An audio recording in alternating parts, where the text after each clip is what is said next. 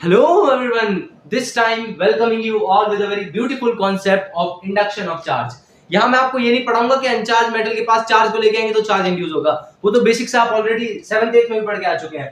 यहाँ मेन चीज क्या समझने वाली, याद रखिएगा charge induce on a metal is equal and opposite to the charge bonded to it. यानी कि अगर ये अनचार्ज है और ये चार्ज है तो जब मैं चार्ज को अनचार्ज के पास लाऊंगा तो जितना इसका चार्ज था उतना ही इस पर इंड्यूस होगा या फिर इससे थोड़ा सा कम इंड्यूस होगा, ठीक है ना। और ऑपोजिट होगा, अगर प्लस आया तो माइनस इंड्यूस होगा, माइनस आया तो प्लस इंड्यूस होगा, ठीक है। ये माइनस साइन हमेशा नेचर को दिखाता है। बट दूसरे मेटल्स के केस में, दूसरे मेटल के केस में हम कैसे सॉल्व करेंगे, वहां पर हमारे पास एक फॉर्मूला होता है जो कि जेईई मेंस के लिए बहुत इंपॉर्टेंट है।